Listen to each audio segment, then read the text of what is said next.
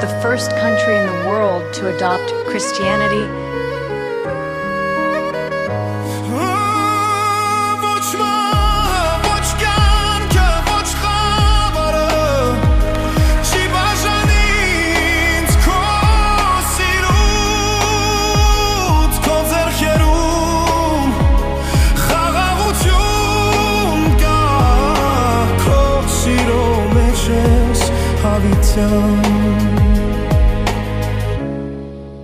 Du es